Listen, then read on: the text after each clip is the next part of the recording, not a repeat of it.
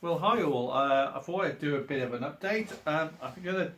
What I have been doing, I've been working on an APA for the last few weeks. It spent about maybe 3 weeks in fermentation, which was quite a long time. But I think it eventually come down to about 1008, which was quite a good target ABV or final gravity.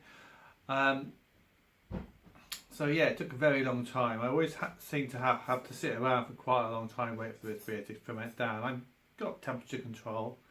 It just seems to be lazy in my hands. I don't know why. I'm not bothered. Eventually it does normally. I've always like turn around and bottle it at about maybe 10, 10, or 10:11, and it's always under attenuated. So I wanted to make sure it was well done. So what I'm going to do first is show you a bit of the brewday footage. It's slightly abbreviated because I didn't actually take it all, but you'll see all that. Here we go. It's hot and sticky. I want an APA. Got my black IPA sat in the back there. Got a bit of my session pale ale, which must have been IPA. So I'm examining a very quick inopportune brew session. 6 o'clock in the evening. Might get a bit dark. Well, I've got my bags here. I just weighed out 500 grams of wheat, kilo of Vienna, and I've got another 3 kilos of Marisotto in there.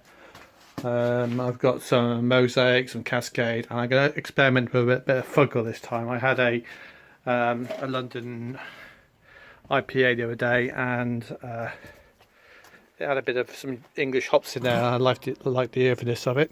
This is just get it to temperature. Stats for this beer, I think it's OG about 1050, ABV just about 5%, IBU quite high end of an American pale ale. SFL 05 yeast, smashing at 64 centigrade, boiling for 60 minutes with an aggressive American bittering hop, and then in the whirlpool I'm just going to shove in Cascade, Mosaic, and some Fuggles just to mix it up a bit, give it a bit of earthiness, see how it goes. So that's my brew day for the day. I'll catch up with you later that'll be very soon as we carry on and make the rest of the beer. So I'm not really messing around much. I just chucked it all in. I'm just letting it soak in by itself, and I'll give it a stir in a minute once it's actually naturally underletting itself because it's sinking obviously into the grain. The Bramage, as you know, it underlets, so it just as it actually mashes, so it always keeps all the grains nice and loose. And so I'm going to give it a bit of a stir in a second. So yeah, you can see that just going in by itself there. Doesn't need much input from me really, but I will give it a bit of a hand. But as you can see, it's all good. It doesn't need much, no lumps at all. Oh, there was a lump, but hardly anything really. Yeah, there's a few there, but those are easy to work up. But I'll quickly finish this off and we'll get going with the mash. Okay, so I'm going to bit out of Summit. Never used this before. Got some Beach Boys in the back end there. I'm just going to whirlpool with Mosaic, Fuggles, and some Cascade, and it may even dry hop with that at the end as well, just to. Let's have it in there. Yeah. So those little hops, and yeah, I've got my Summit ready to go into the boil when it starts going. As I said, mashing away there, so it should be done in 45 minutes hopefully. I put my first hop drop in and boil for 60 minutes, and now I'm just down below 80, and I've got these hops here. I'm going to whirlpool easily in there for 20 minutes. Look at a good colour. I haven't taken the final gravity yet. I should do that really, shouldn't I? Let's do that quickly. So you're back again. Um, so in addition to the recipe, which obviously you just seen, I think after about 3 weeks and maybe, well, maybe about 2.5 weeks in, I put the dry hops in. I put in, yes, what did I do? I think I put the rest of the Fuggles in, which is about 25 grams. Then I used Summit as well, which I used for my bittering hop when I made the beer. But also it's a good aroma hop by the sound of it. And also I used some Cascade. There's about 22 grams of each of those as well. I had a bit of a taste of it so far and I found it was quite dry. But I think I put that down to the wheat which was in there and what else? I don't know, the end malt should have given it a bit of sweetness as well.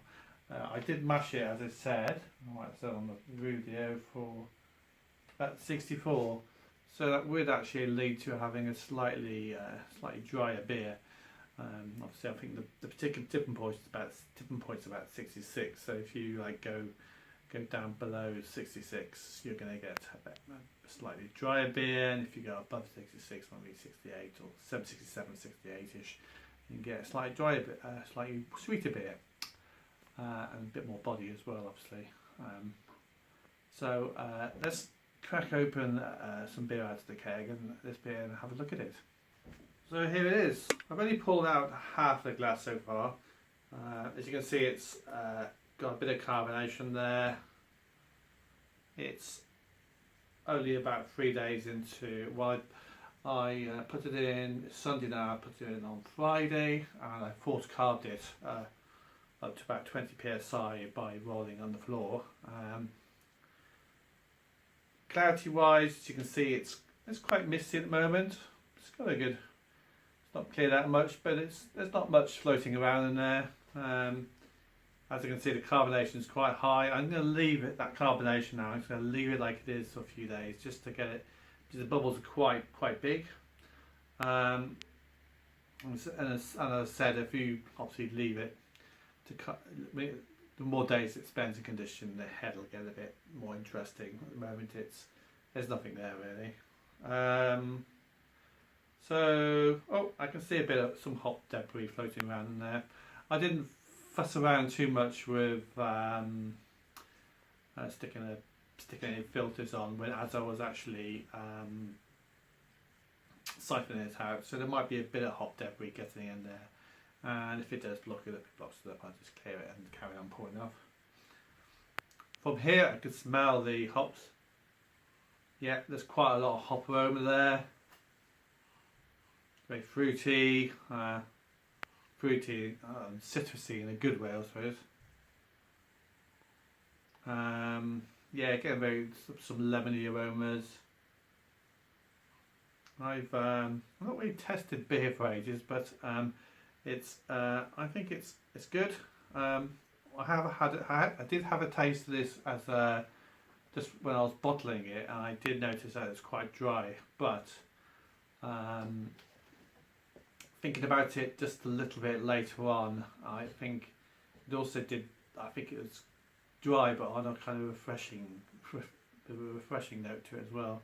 So it's going to be quite quaffable, which I want really. I want a bit of. I think the final gravity of this puts it down to, let's have a look. Something like 5.2, so it's about 5.2, 5.1%, which is a good, that's about middle of the road really for American Pale Ale. For change, I think the colour on this has obviously come from the Vienna malt, which is very similar to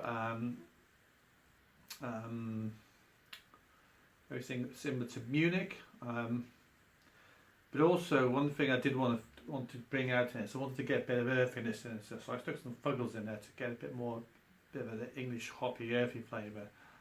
I've had a London Pale Ale recently. I can't remember who exactly does it, but they did obviously quite a lot of American hops in there, but also a bit of Old Kent Goldings and things. So hopefully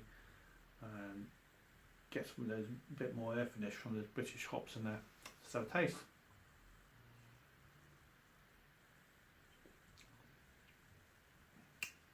So straight away, get a bit of body, but it's not so much body as I'm also getting quite a lot of dryness there. This is quite good. Get plenty of bitterness. Get very strong, pippy, mango-y flavours.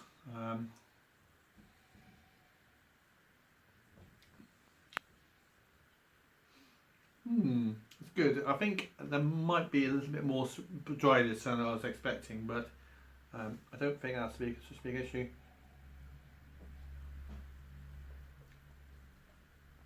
I'm not getting any after flavours. No, so far I'm quite happy with it. I think it's going to need. I think it needs a bit of conditioning. I think it's still got quite a lot of strong residual flavours from the dry hopping, and when it needs to mellow a bit. I think I normally find is it mellows off a little bit, but the flavours change a little bit after it's been sat in the keg for a week or two. So let that be. But I'm going to put that down as a success. What will I do to change it? Well, I definitely think the hop schedule is good. It's I'm not getting the earthiness of like be after. I was thinking maybe I should be trying the East Kent Goldings more than anything. I'm not sure. Maybe I think there's quite a lot of American hops in there, so they might have just blown them out of water.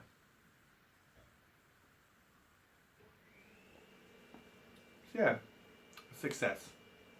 I must admit this is the first time I made an American well, I haven't made quite a light American pale ale in a while,